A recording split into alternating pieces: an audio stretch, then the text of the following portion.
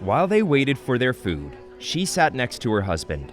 She was overcome by the delicious aromas of the diner and wished the waiter would bring their fried chicken right away. However, she also caught a glimpse of something else in the diner that made her jaw drop. The manager asked an elderly woman with 2 young daughters to join him in the kitchen. She knew that she needed to record it. When Elise and her husband Todd went to the diner that day, they'd only wanted to sample the place's famed Cajun fried chicken. But the visit would soon take a different turn, after Elise realized that the manager was doing something he wasn't supposed to be doing behind the counter. What began with a craving for wholesome food would soon end in one of the most significant incidents in her life. Elise and Todd Tucker were visiting the city of Houston as part of their Texas vacation experience. A middle-aged couple, the two had spent the better part of the last decade working hard. As the year neared a close, they planned to take a few months off work and tour their neighboring state of Texas to see what the Lone Star State had to offer. They had no idea what they were signing up for. Elise had always been a nostalgic woman. She loved taking photos and videos of things around her, immortalizing them so time wouldn't erode them from her memory. As such, she rarely left the house without her camera. But what she'd capture on that fateful day would be bigger than anything she'd ever recorded in her life. The tour around Texas started the two off at Pasadena, and before they knew it, they were in Houston. After a quick rundown of the hot spots they would visit, Elise searched for the best places to grab a bite. What came up made her smile: a diner that served some of the best Cajun fried chicken in the entire city. As someone with deep roots in Louisiana, Elise couldn't wait to try the food. She didn't know what was waiting for them in that diner. Elise and Todd took the whole day driving to the diner in question. They found the place packed to the brim, a testament to how good the food must have been. The couple placed their order and patiently waited. But as a waiter brought their food, something caught Elise's attention, prompting her to pull out her camera and start recording. The woman must have been in her late 60s, with 2 little girls by her side as she waited in the takeaway line. After a few minutes, she went ahead to talk to the manager, a bearded fellow who asked her and the little girls to join him in the kitchen. Elise's brows furrowed as she noticed how uncomfortable the older woman was, even as she ushered her kids past the counter. Something was terribly wrong. Jutting her chin at the kitchen, Elise told her husband what was happening. Todd agreed that there was something fishy about the situation, and they stood to investigate. The two hurried to the counter to ensure neither the manager nor the woman and the kids were in trouble. What they'd uncover while listening in would make them take steps back. Elise kept recording the strange situation that was unfolding in the diner. The elderly lady shuffled uncomfortably from foot to foot behind the counter with a look of agony on her face before mustering up enough courage to speak. She held her trembling hands clasped in front of her and spoke softly. Elise and Todd had to lean in to hear what she was asking for. The grandmother's voice trembled as she spoke. Although Elise could hardly hear her, it was obvious that she was devastated to have found herself in a situation like this.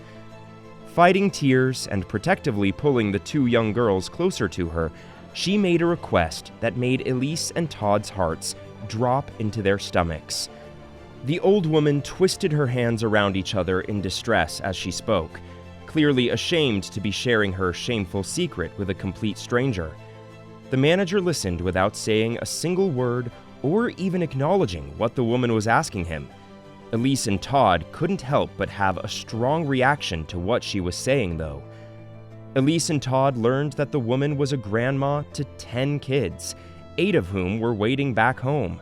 Her social security card, ID, and driver's license were in her hand.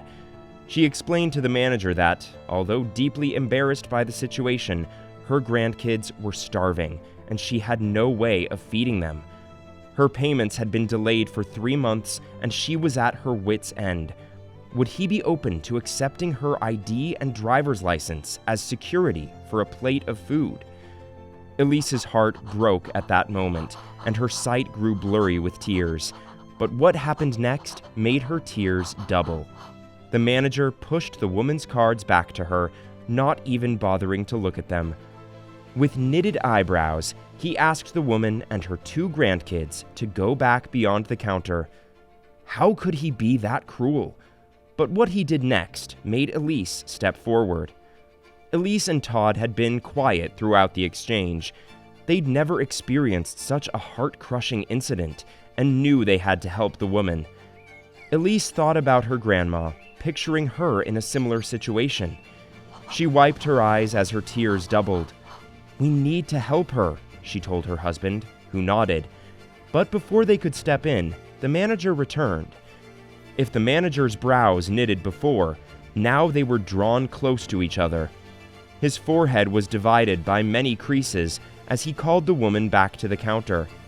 He pulled a large bag over the counter, telling the woman that he'd packed food for her and her family. With a smile, he added that he understood her situation and would do everything he could to help. But it didn't stop there.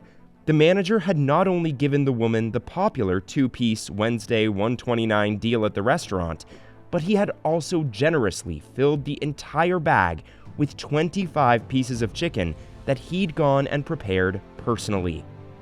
With the chicken pieces, he'd included a large serving of fries, vegetables, a drink for each of the 2 little girls, and a loaf of bread. But he still wasn't done. The manager smiled at the 2 girls, asking if they wanted any desserts with their food. They nodded, and he returned to the kitchen, coming back with a generous serving of lemon cakes. The older woman was tearing up by now. She tried to give her ID and driver's license again, telling the manager she couldn't accept that much food for free. That's when Elise and Todd stepped in. Elise introduced herself and Todd, asking the woman to accept the good deed. She thanked the manager for his heart of gold, even going as far as offering to pay for the woman's food. But the manager wouldn't accept the money. He told Elise and the woman that he was happy to foot the bill, regardless of how much it was. But what he said next would top everything he'd done so far. The manager told the woman she shouldn't hesitate to contact him if she was ever in a similar situation. He gave her his number and assured her he was happy to help. For Elise and Todd, the only thing they could do now was offer to pay for the woman's car fuel. They also gave her some upkeep money. "A good deed deserves another," Elise wrote on Facebook, where the story spread like wildfire. "God bless this man. We went into Frenchie's to get some fried chicken. There was a lady here with 2 little girls," the Facebook post read. "She asked the manager if she could get some chicken that she would pay for tomorrow when she gets her taxes. He bought her 25 pieces of chicken, family-sized fry and greens, and he gave her bread, drinks, and cake with his own money," she wrote. But Elise didn't expect the response she would get. Elise's Facebook post about the random act of kindness she'd witnessed quickly amassed more than 15,000 likes and hundreds of comments from awestruck netizens. The post was shared to other social media platforms and gained a lot of traction. The comments were left by people from all walks of life, as if the story of kindness reached across every racial, cultural, locational, and spiritual divide. Yes, there's a lot of good souls out here, more than people know, because when done from the heart, they don't speak about themselves, unlike others who do. It's called staying humble.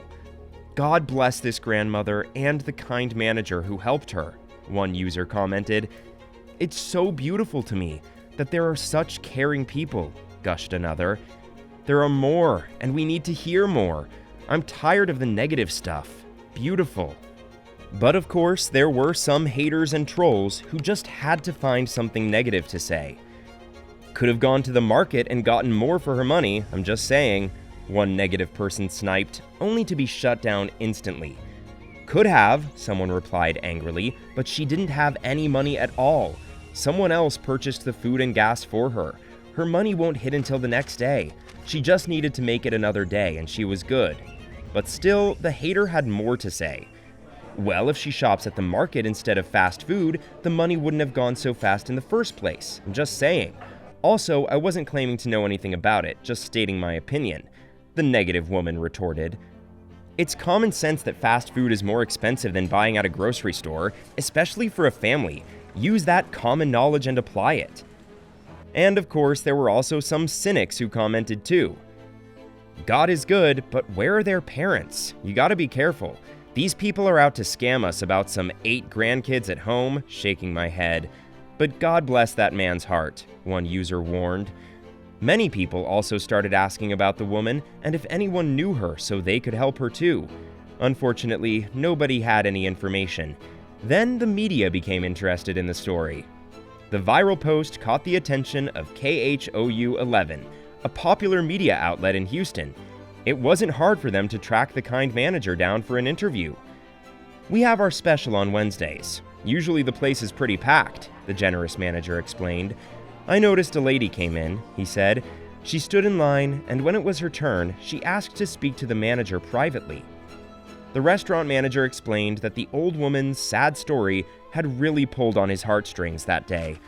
Nothing like this had ever happened to him before, and he felt compelled to help her. It was not typical, definitely not something you hear every day, he said.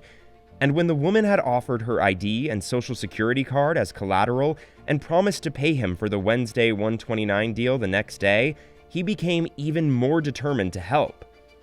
But for someone to offer to give me her ID, her social security card, and she had little girls with her, the manager explained in the interview, she was really going through a tough time. She was pretty embarrassed.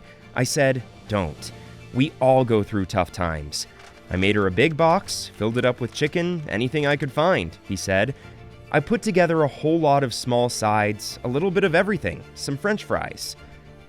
Even though the manager had to pay for the food he donated out of his own pocket, he said the embarrassed woman's reaction was completely worth it. She was so relieved, he said.